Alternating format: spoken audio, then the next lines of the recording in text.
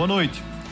Nessa quarta-feira, a gente entrevista o professor Ronaldo Garcia, presidente do PSOL, aqui de Mossoró. E mais, vereadores de Mossoró têm reunião a portas fechadas para debater impacto da redução do duodécimo.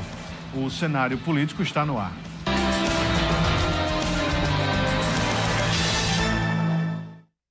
Boa noite para você, minha amiga telespectadora. Boa noite para você, meu amigo telespectador. Estamos começando mais uma edição aqui do Cenário Político TCM, ao vivo para toda Mossoró e várias cidades que possuem os serviços da TCM.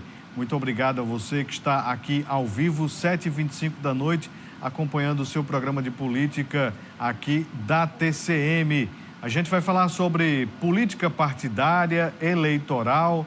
Vamos falar sobre a desistência da pré-candidatura do professor Ronaldo Garcia. Você de casa pode interagir conosco através dos contatos que aparecem sempre aqui no canto da tela, através do WhatsApp 988028941 e também no Instagram, @Cenário Político TCM. Aguardo a sua participação. Você já viu aqui na imagem? Põe a imagem aberta aqui. O professor Ronaldo veio com as cores do partido, meu amigo. E já destacou lá na 95, fortalecimento da sigla. Vamos falar sobre este e outros assuntos no programa de hoje. A Câmara Municipal de Mossoró realizou nesta quarta a 26ª sessão ordinária. Um acordo de bancadas suprimiu os expedientes e os trabalhos foram direto para a ordem do dia. Foi uma sessão rápida. Quem conta aqui para a gente é o Danilo Queiroz. A 26ª sessão ordinária da Câmara Municipal de Mossoró encerrou mais cedo, com a duração aproximada de 45 minutos, após um acordo da bancada decidir pelo não uso dos expedientes e apenas passar para a discussão da ordem do dia. Não é uma situação igual a que a gente teve algumas semanas atrás sobre a questão do quórum na casa. Havia quórum, os vereadores apenas deliberaram por seguir adiante. Com exceção do vereador Romar Nogueira, nenhum outro vereador utilizou o direito de fala, com a exceção do líder da oposição, Tony Fernandes, e do líder da situação, Genilson Alves, respectivamente. Após o encerramento da sessão, os vereadores seguiram para uma reunião às portas fechadas aqui nas dependências da Câmara Municipal. Danilo Queiroz, para o Jornalismo TCM.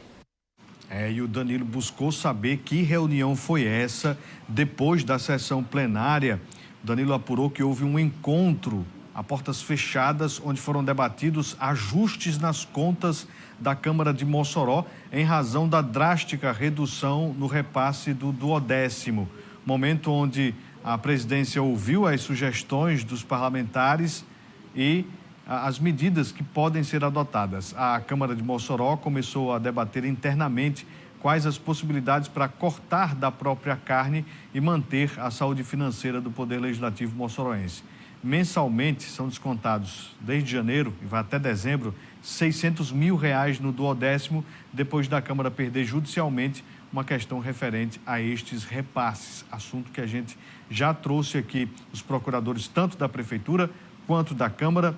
Na próxima semana, o vereador Laurence vai vir aqui também para falar mais sobre estas medidas. Enfim, a sessão hoje foi bem rápida, com os expedientes suprimidos. Foi direto ali para as votações dos projetos. Foi uma sessão rápida e para resolver essa questão das contas ainda vai demorar mais um pouco. É possível que aconteça uma reunião ou amanhã, quinta-feira, ou na sexta-feira, mas o debate agora é para justamente fazer estes ajustes da Câmara, das contas do Legislativo. Vamos iniciar aqui a nossa entrevista. Professor Ronaldo Garcia é o nosso entrevistado de hoje. Vamos conversar aqui, professor Ronaldo. E a gente já começa pelo assunto principal. A gente acompanhou, divulgou na segunda-feira a pré-candidatura do senhor, prefeito aqui de Mossoró, mais uma vez. Na terça, a gente já divulgou a retirada do nome do senhor e hoje o senhor vem aqui explicar. Foi o que aconteceu entre o PSOL e a Rede para haver esta retirada de pré-candidatura. Boa noite, seja bem-vindo aqui com toda essa elegância ao nosso cenário político.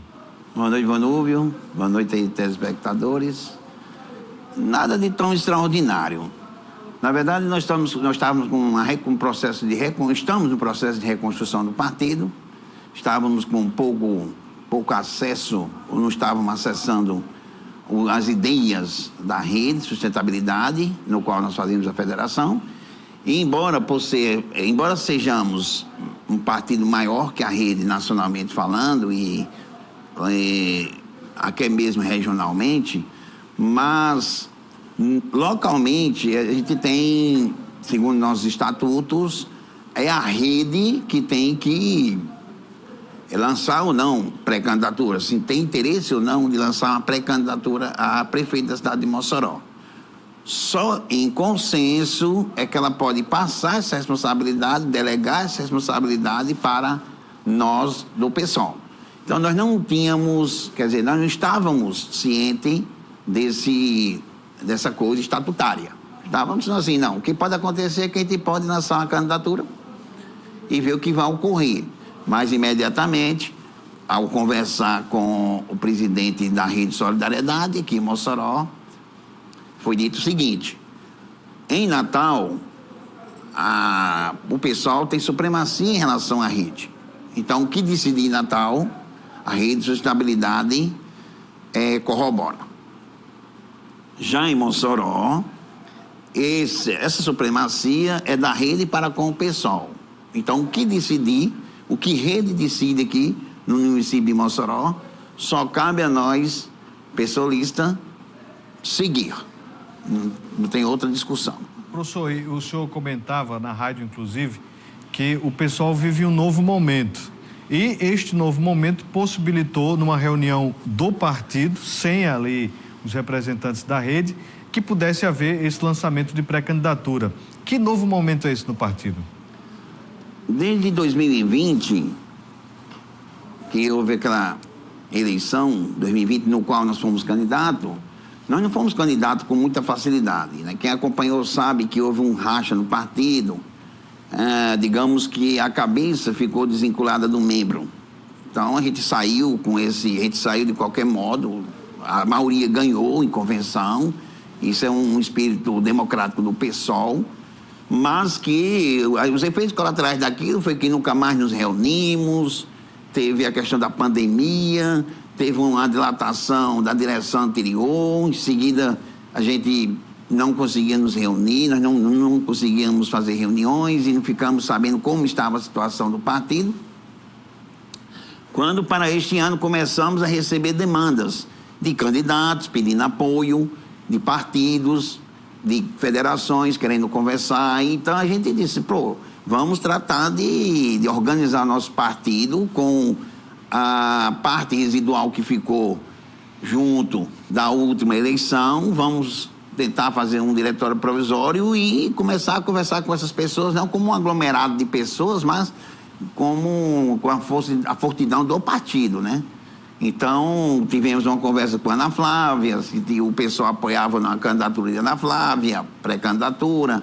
Tivemos uma conversa com a Federação PT, PCdoB, PV, aqui em Mossoró, que foi depois dessa conversa com a Federação e já com o diretório instituído, né? Eu como presidente, Alisson Adolfo como vice-presidente, Marta Rosa como primeira secretária e Márcio Freire como tesoureiro. Então, com esse grupo, a gente resolveu, e junto numa reunião que houve logo em seguida, disse, vamos acompanhar o PT nesses modelos, vamos então lançar uma candidatura própria do PSOL em Mossoró.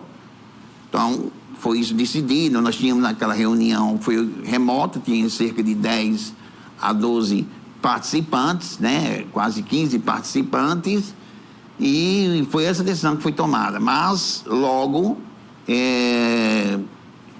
no dia seguinte, eu já conversei, eu chamei o João Gentil para termos uma conversa. Essa conversa foi muito saudável e a gente percebeu que tinha, digamos assim, pisado no tomate, e a gente vai acompanhar a Rede Solidariedade dentro desse casamento da Federação PSOL, Rede de Sustentabilidade. Existe, então, agora um direcionamento, uma prioridade para as candidaturas proporcionais. Vai ter candidato do PSOL neste ano?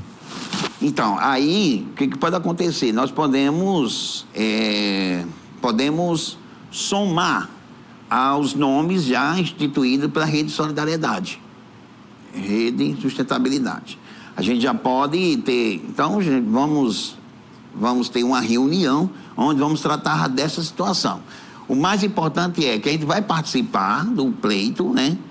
Na proporcional, e aproveitar essa oportunidade para continuar o processo de reconstrução do partido, que é o que a gente acha mais importante nesse instante.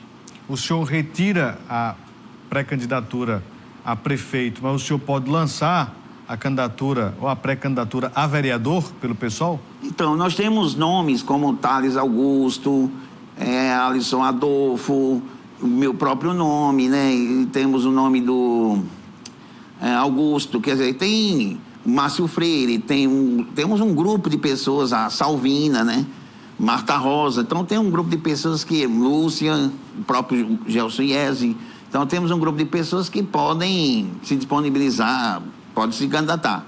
Agora, nós precisamos ter uma conversa interna no partido para ver que nome seria mais adequado. Na minha concepção, se o Thales estiver ouvindo aqui, como ele foi candidato na última eleição, na minha concepção, ele seria um nome bastante salutar para o partido. É um professor de história bastante conhecido, tem muito engajamento nos programas de solidariedade em termos de ensino, na parte de história. Tem um currículo invejável aí, do ponto de vista de se portar na imprensa. Então, eu acho que ele é um bom nome para engajar nesse propósito que nós estamos agora seguindo com a Rede de Sustentabilidade. Mas se o senhor for convocado, o senhor pode ser candidato?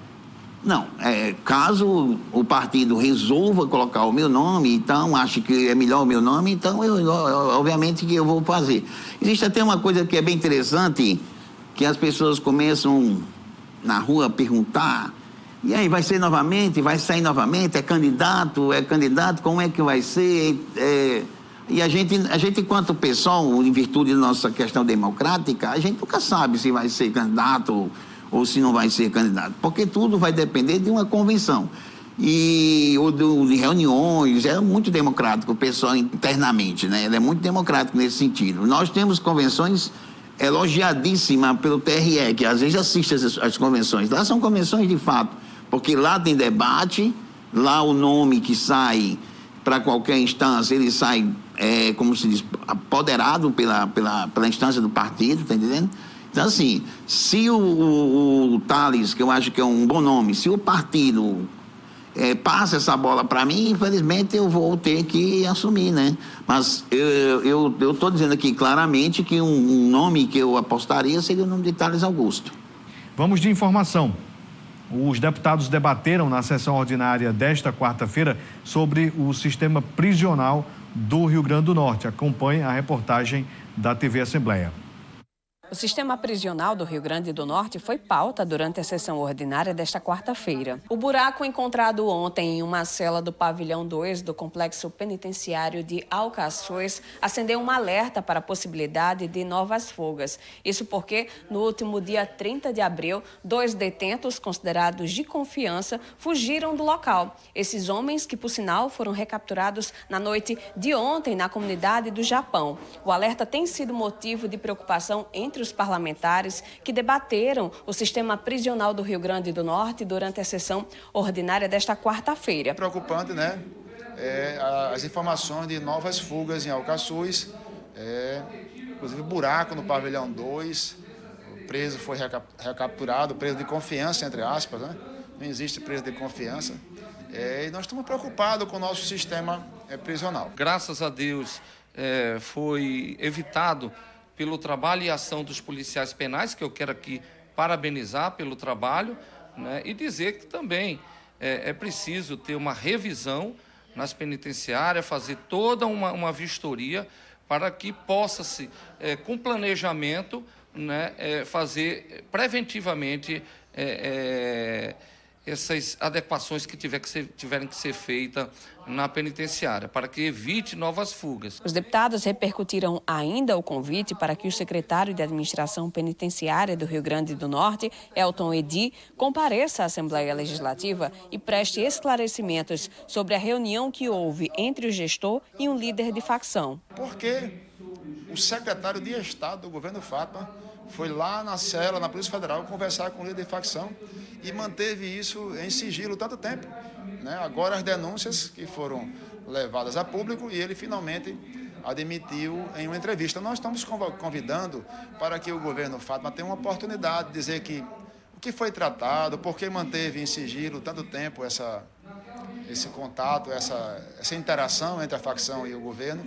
E a gente quer saber, estamos dando a oportunidade que o governo venha falar aqui. Outra pauta discutida pelos parlamentares durante a sessão diz respeito às reivindicações feitas pelos agentes socioeducativos do Rio Grande do Norte, que estiveram na Assembleia esta semana. A categoria, que busca melhoria salarial, procurou a casa em busca de uma intermediação junto ao governo do Estado. Ontem nós recebemos aqui um documento dos agentes socioeducativos com várias reivindicações. Inclusive, eu vou entregar para o deputado Francisco, que é o líder do governo aqui, para que essas reivindicações cheguem o mais rápido possível no governo e o governo faça um planejamento, né, e um impacto, né, financeiro nas contas públicas, né, para que seja uma coisa muito planejada. A gente não pode criar despesa, criar cargos, se não tiver um estudo de impacto financeiro e ver essa capacidade de pagamento do governo do Estado. Tá aí os debates da Assembleia Legislativa do Rio Grande do Norte. Vamos voltar aqui à nossa entrevista de hoje com o professor Ronaldo Garcia, que é presidente do PSOL de Mossoró. Professor, o senhor retira a pré-candidatura a prefeito, mas o senhor já tem um nome que vai apoiar? Quem que o senhor vai agora, neste momento, apoiar pré-candidatura? Já tem o nome certo? Não, o PSOL não se resolve as coisas assim dessa maneira, né? Os nomes que se configuram aí, né? Alisson Bezerra, Genivan Vale, Laurence Amorim e outros, né? Esses nomes, eles não fazem parte do conglomerado que é susceptível a ser apoiado pelo PSOL. E, obviamente que não vai ser apoiado particularmente por mim. Então, além dessa questão do PSOL, né? Além dessa questão de dentro do PSOL, quais são os elos de filiação que é possível ser feita, e nenhum desses está nesse leque de nomes.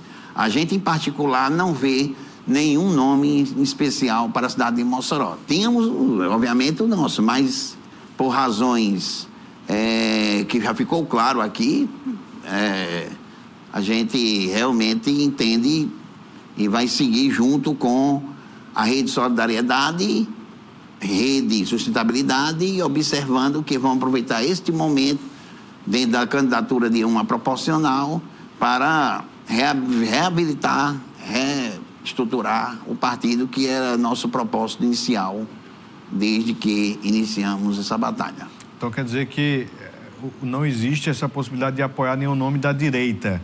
E algum nome da esquerda? A deputada Isolda está pré-candidata. O senhor acha que vai ser este nome a ser apoiado futuramente, professor? Eu não acredito, pelo que eu tenho visto, eu não acredito que a candidatura dela vingue. Eu não vou falar sobre a questão da federação, mas eu estou pouco otimista que possa existir uma candidatura própria do PT ou da federação PT, PCdoB, PV na cidade de Mossoró. Estou pouco otimista. Mas seria uma possibilidade disso ocorrer, né? Obviamente, observando essa questão da rede de sustentabilidade. E por que o senhor tem essa impressão de que nenhum partido de esquerda vai lançar candidatura aqui em Mossoró?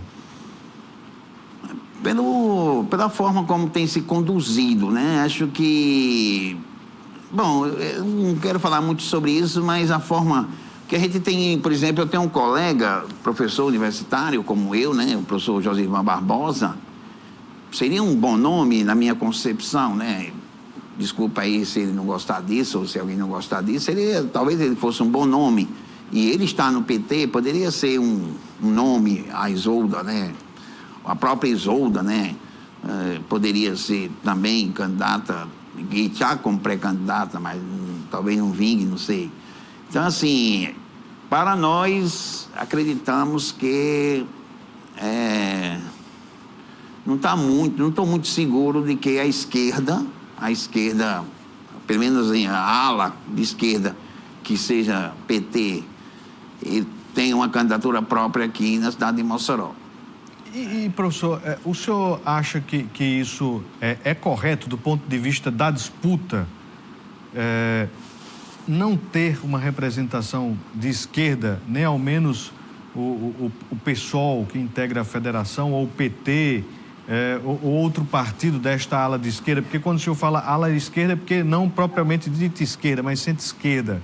Então, como é que o senhor vê, neste momento, essa possibilidade de só ter partidos de direita na disputa à prefeitura? Sim, a gente lamenta muito, né? Porque sabemos que o cidadão comum, ele tem aquele cidadão que se identifica com bandeiras de esquerda, né? Que se identifica e não se identifica com nenhum desses candidatos que aí estão apostos, né? Mas o que acontece? Na política, é uma frase minha, né? A política é um ambiente onde o que menos importa é o povo, né? Então, nesse aspecto, é que a gente percebe, né, que isso realmente, apesar que não é para ser assim, mas é o que realmente acontece, né? Então, a gente lamenta muito. Eu não sei como é que está a situação. Aqui não temos PSTU, aqui não temos PCB, aqui eu acho que tem um resíduo de unidade popular, mas eu acho que ainda não está legalizado. Então, ainda não está ok, não sei como está essa situação. É ruim, provavelmente é ruim. Por exemplo, para todo o meu grupo, hoje é ruim não ter uma candidatura majoritária de esquerda. À esquerda, né? Quanto mais à esquerda, né? Então, mas o processo político às vezes não permite, por alguma razão, por alguma questão intrínseca de cada partido, de cada federação, de cada ente que participa do pleito eleitoral, né? Porque, por exemplo, muita gente acredita que participar de uma eleição e ser derrotado, isso acaba diminuindo, sendo assim uma coisa assim ruim, né? Ruim. Então, não participam. Preferem não participar, preferem se acomodar com outras situações a participarem. Nesse aspecto, a gente não pode fazer nada, né? A gente tem que só que aceitar e o cidadão pense, né? Agora vamos voltar àquela velha história, né? Qual é o menos ruim, né? Que uma vez que todos fazem quase a mesma coisa, passeiam por onde passa a procissão, né? Professor, o senhor se sente representado com os mandatos de Lula da Silva no governo federal e Fátima Bezerra no governo estadual? A questão de Lula é uma questão, para meu ver, no ano de 2022, alguém foi colocado nas eleições. E um outro estava de fato na eleição. Aquele que estava de fato na eleição se chamava Lula da Silva. E todos nós, inclusive pessoas de direita, né? Alckmin, por exemplo, que é uma figura de direita, que tem um certo teor democrático, né? Apostou, eu mesmo votei, inclusive saí à rua a defender no Lula. Ou seja, eu costumo até dizer, por Lulas o pessoal se construiu, se formou. Por Lula, quer dizer, o pessoal saía do PT, por Lula o pessoal volta ao PT, né? Então, Mas porque aquele momento era um momento muito delicado da nossa história, né?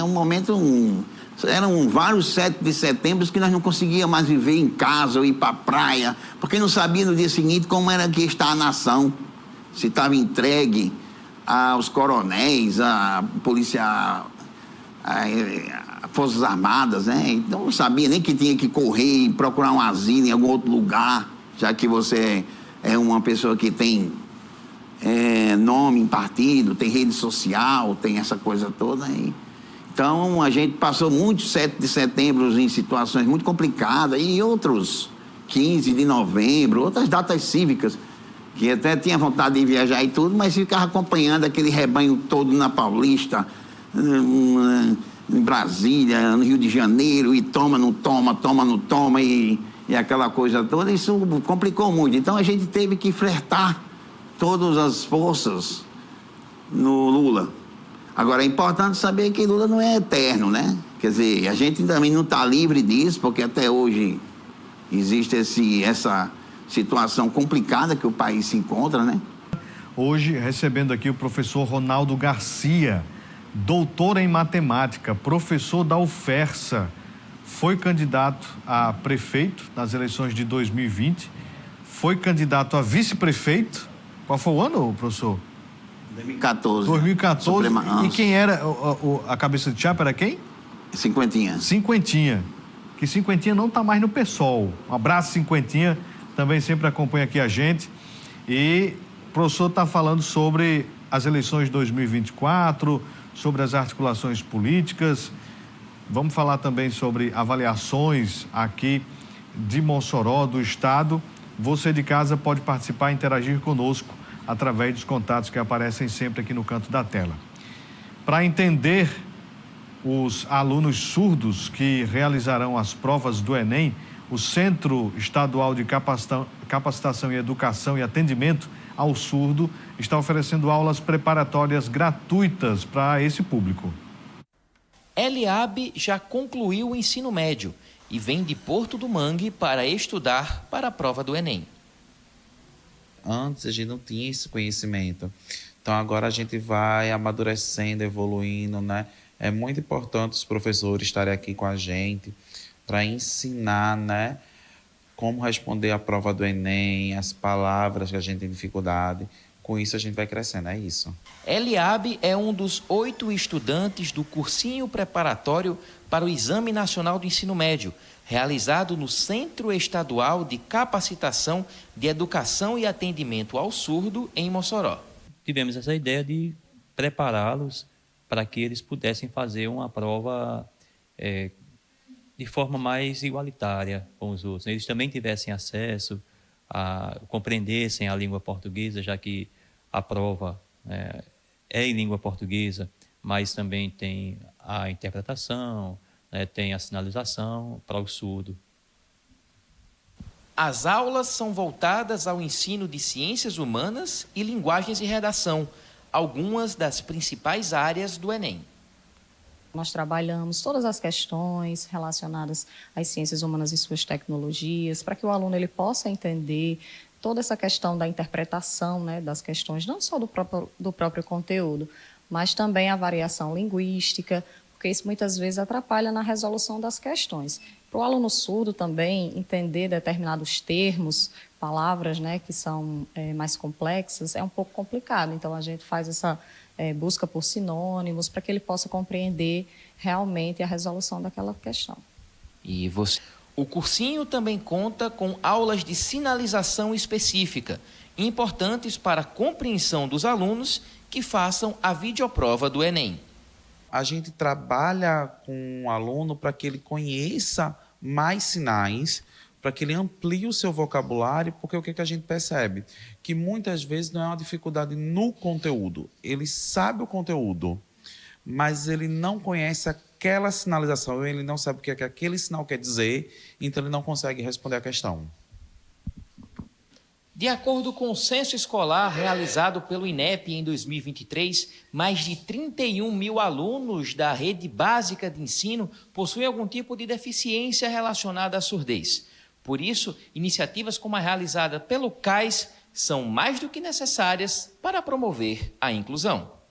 É de extrema importância para os nossos alunos e para toda a comunidade surda que tem interesse de fazer o Enem, pois a questão de acessibilidade linguística é muito difícil, né, em outros cursinhos. Então, assim, nós estamos dando essa oportunidade de grande valor para todos terem esse acesso. Importante demais esta iniciativa. Parabéns aí ao Danilo Queiroz pela construção da reportagem, que também ficou inclusiva. Danilo, a gente vai já mudar o nome aqui do programa, vai ser Cenário Político com Danilo Queiroz também, sempre nas reportagens aqui do nosso programa. Vamos voltar aqui a nossa entrevista com o professor Ronaldo Garcia. Professor, o senhor falava no bloco anterior a avaliação do senhor sobre o processo eleitoral de 22, mas eu quero que o senhor me diga aqui sobre o presidente Lula. O presidente Lula, o seu mandato, seu terceiro mandato à frente da presidência da República. Na verdade, eu acho que Lula cumpriu um papel social muito grande, no sentido de ter segurado essa onda que eu comentei agora há pouco, né? Acho que eu particularmente, eu me sinto agradecido por isso. Agora, a gente sabe que o governo do PT é um governo que tem tentado mostrar para o capitalismo, né, que ele sabe administrar o capital, né? De um lado, a pobreza fica mitigando ali o pão e consegue algumas coisas, a classe média consegue alguma coisa, e a gente, funcionário público, pode pelo menos gemer, né?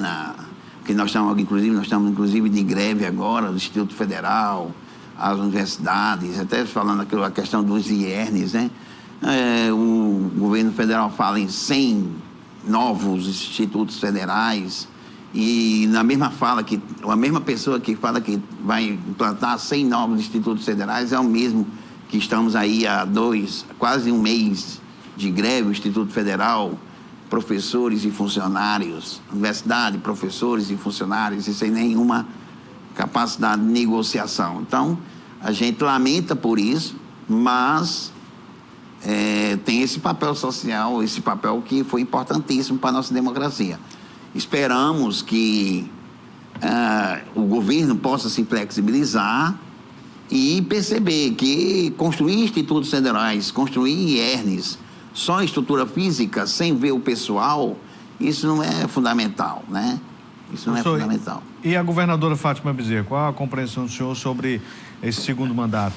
A governadora Fátima Bezerra, ela tem comido uns pregos aí na forma de administrar, né? As nossas rodovias aí estão esburacadas. Infelizmente, a gente também... Na época, nós tínhamos, na eleição, nós tínhamos o Daniel, né? Daniel foi candidato a governo pelo PSOL.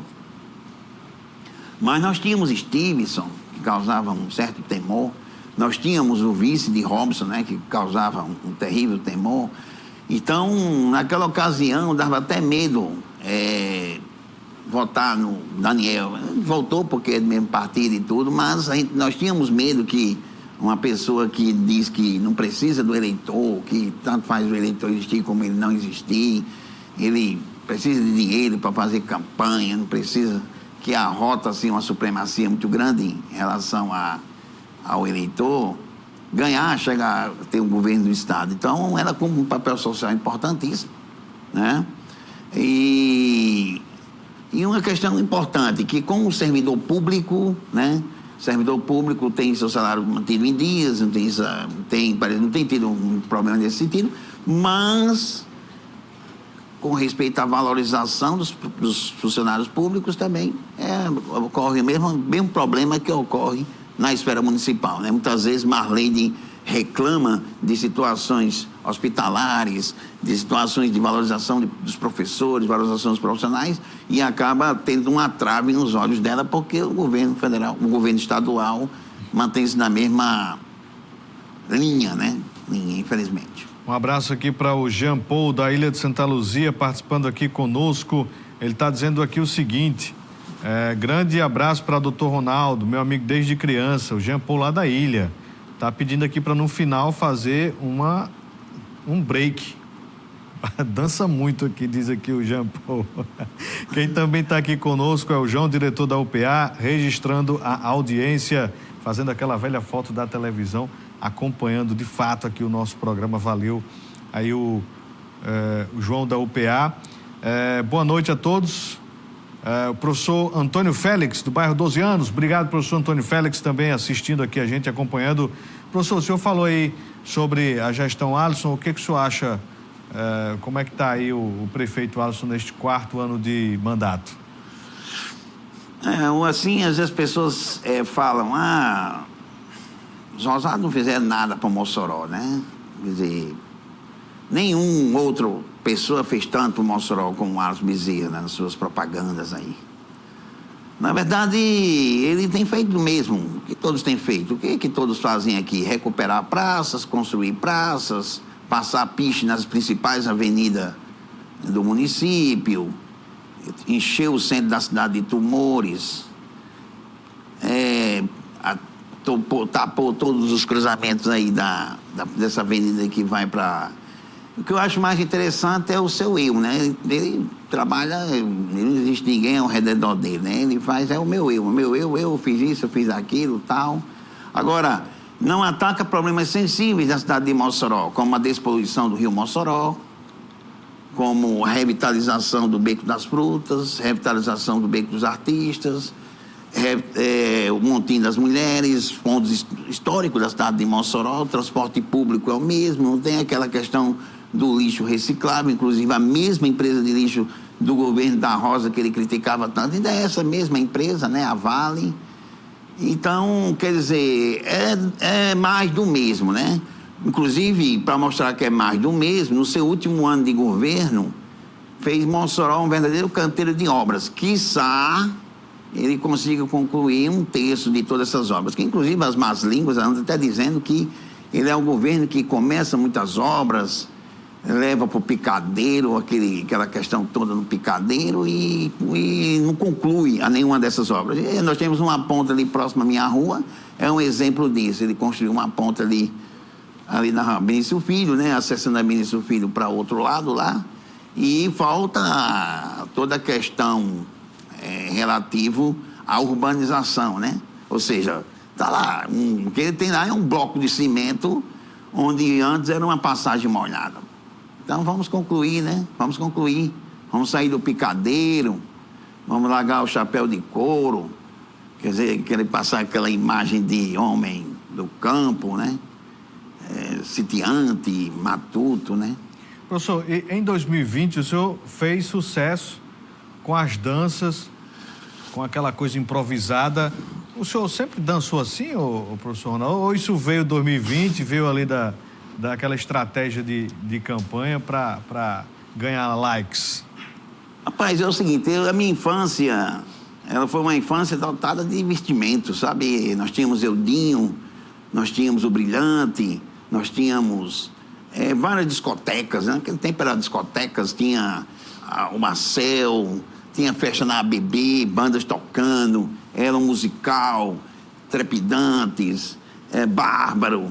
Nós tínhamos várias, né? Rock Baby e tal, aquela coisa toda. Eu sempre fui um cara muito divertido, gostei muito. Para você ter uma ideia, aos 15 anos eu deixei de trabalhar numa tapeçaria e a minha mãe disse, o que é que você vai fazer com... E agora em diante, como é que você vai fazer? Você agora vai só estudar, aí é o seu divertimento, final de semana. Mas eu era um cara tão introvertido, tão à vontade, gostava muito de dançar, me divertir, que os colegas bancavam tudo. Eu botava meu Montreal, às vezes até furado, que ele tinha você fazia assim, ele fazia um buraquinho ali, e ia pra festa, e tênis clube, tá entendendo? Então, eu sempre fui um cara, e dancei, eu também toda a vida não portei esse corpânzio que eu tenho hoje, né? Eu tinha um corpo... atlético. Tão fino quanto se queira, né? Falando matematicamente. Então, eu tinha uma mobilidade muito grande, sempre, eu não tenho um enrijecimento, então, eu abria escala, fechava escala, dava piruetas. Então, na verdade... Na verdade, eu, de certo modo, espantava as mulheres, não conseguia. Nem não tinha uma música lenta, né? Que não é como antigamente, não é como hoje, né? Professor, vamos encerrar aqui. O senhor disse que não queria dançar, né? Não posso. Mas nem assim, com os ombros? Com os ombros? Nada?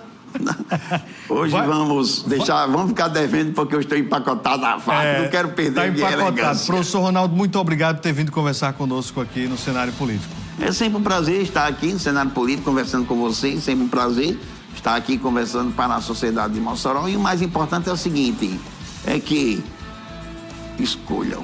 Sim, pode escolham da melhor maneira possível o seu candidato. Valeu, professor Ronaldo. Só assim. Opa! Aê! Boa noite a todos. Até amanhã. Um abraço.